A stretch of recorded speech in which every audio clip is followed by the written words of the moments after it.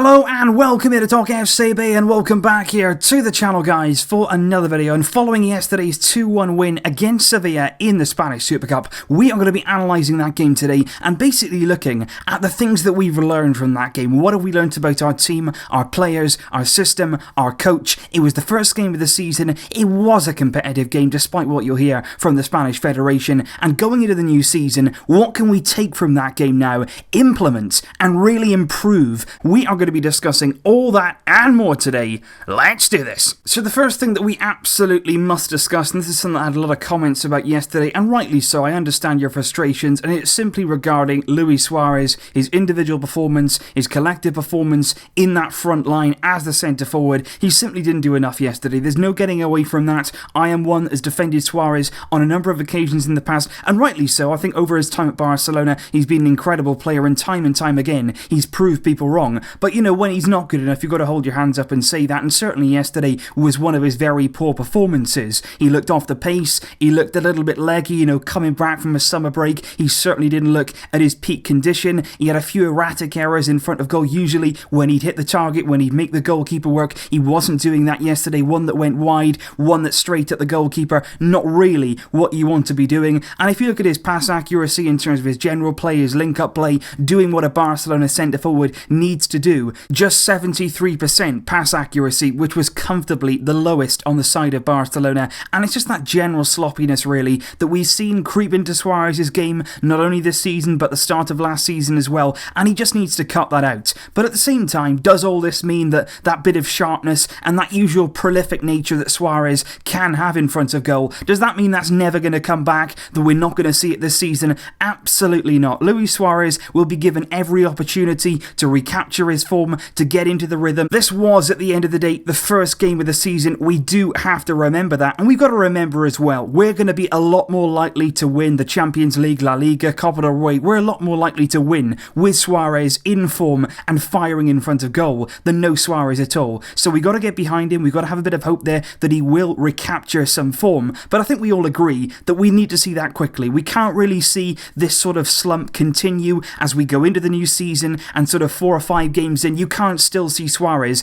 in this kind of form. He's got to snap out of it. He's got to get himself in the gym. He's got to get working hard, and he's got to bring himself back to his optimum level as quickly as we possibly can, so he can get himself going, he can get the club going, and we need our centre forward in Luis Suarez firing on all cylinders as quickly as possible. And the second thing that I would come on to is Lionel Messi, his positional play yesterday, the way that he played the game. He certainly wasn't in a false 9 position. That's how we saw him, of course, at the very start of last season. He was in that position, he was a lot closer to goal, he was scoring, he was on the end of things, but in this game, he was a lot more withdrawn, he was a lot more creative, and you could actually say yesterday that he played in more of a natural number 10 position. He was behind Luis Suarez, he was central, he was dropping off, he was trying to receive balls, and then he was playing them in behind. He played some absolutely sensational passes right throughout yesterday's game. And if we just have a look here at Lionel Messi's overall positioning, we did expect him maybe to start out on this right-hand side. He didn't, though. He started a lot more infield, a lot more central,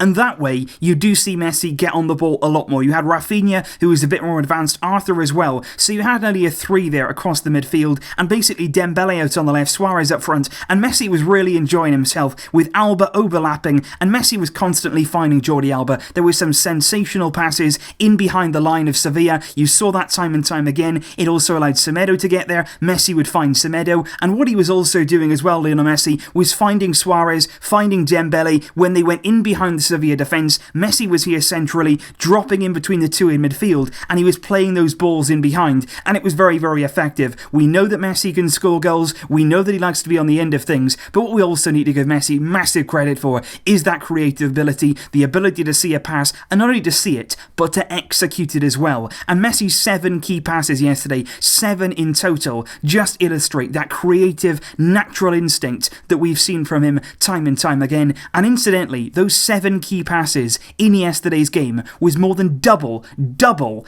any other player on the pitch. Simply on another level. What can't this man do? He was brilliant yesterday. And then I will move on, of course, to the man of the moment that, of course, is Ousmane Dembélé. And he was brilliant yesterday for the most part. I think not only in terms of his goal, but he was also very good in terms of his link-up play. And he was playing, of course, on the left-hand side, which I think personally isn't really his natural side. We know that he's very accomplished on both sides. He's left-footed, he's right-footed. He can go on either side. But I just think he's more suited to that right-hand side. Even though on the left, we saw him combine with Jordi Alba. But I actually think that he's a better suit with Nelson Semedo, simply because Alba has been here long enough, he's experienced enough to actually marshal that left-hand side all on his own. He doesn't really need Dembélé there to make those overlapping runs. He can do that all on his own. He can find the space, and Messi, as we've seen, can easily find Alba. Whereas on the right-hand side, I think Semedo, a bit of a new player, somebody who hasn't played as many games at Barcelona, he needs a bit of guidance, and I think Dembélé and Semedo over on that right-hand side, they can combine well, they can create space for each other, and as we saw with the goal, I think Dembélé is more comfortable cutting off that right-hand side, driving shots across goal with his right, and as we saw with yesterday, it is a devastating effect when he gets it right. It was a sensational strike yesterday with his right foot, and we also saw something very similar to that against Chelsea. It was closer in, it was inside the area, but again, it was on that right foot going across the goalkeeper, which I do think Dembélé is a lot more suited on that right-hand side, which does bring me on to my final point here, which is all about the structure, all about the formation of this team, and I'm just looking here at the best possible way to utilise our key players and get everybody in their right position and firing. And now yesterday, of course, we did start the game in this sort of formation. Like I say, it wasn't really a 4-3-3. We had Suarez playing as the centre forward, Dembélé off to the left, Messi was central, basically meaning that all the width down that right-hand side had to come from Rafinha, who is advancing. He didn't do that an awful lot. I think Rafinha can do more in that position, and I think Semedo, of course, he was making a lot of runs up here, he was covering a lot of ground, and that's absolutely fine. But it was very, very interesting to see what happened when, of course, we introduced Philippe Coutinho, and that for me is very, very significant indeed, because this is basically what happened when Coutinho was introduced and when Ivan Rakitic was introduced, and it did completely transform the structure of this team and the way that we went about the second half of that second half, because at the start of the second half we were not good at all. We didn't really get any control of the game.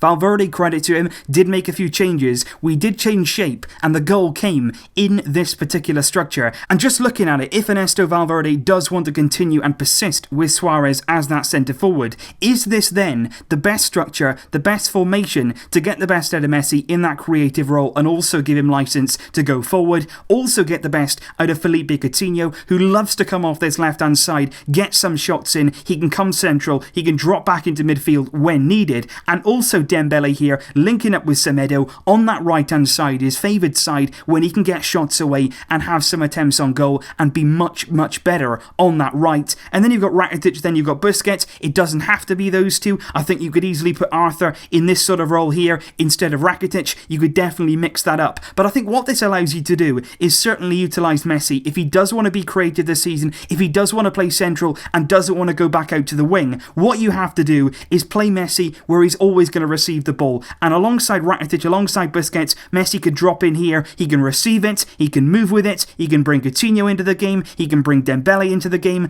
and of course you've got Suarez there at the head of it all. When he is firing, he'll certainly get chances with these two around him. And I just thought it was very, very interesting to look at that, because this is something we have seen from Valverde. He does like to play 4-2-3-1, and if he does, this is the kind of structure I want to see. Be bold with it, be aggressive, be offensive, and this is what we saw yesterday in the closing stages against Sevilla. And is this something we're going to see as the season goes on, time and time again? So basically, guys, those were a few pointers that I picked up throughout the Sevilla game, just a few things that I wanted to discuss with you today. Obviously, it is only the first game of the season. This is something that's going to develop, we're going to improve, we're going to do different things as the season goes on. But I just wanted to bring you some of these little things today just to discuss amongst ourselves and, of course, address the talking points from yesterday's win, which gave us our first trophy, and hopefully there is more to come this season. So leave your thoughts in the comments down below, guys. What did you think about Suarez? Do you think that he can bounce back? How long do you think it's going to take him to really recapture some of that match sharpness? What did you think about Messi in that more creative role? Do you think that's a sign of what's to come this season? Do you agree that Dembélé is better on the right? And what do you think about our formation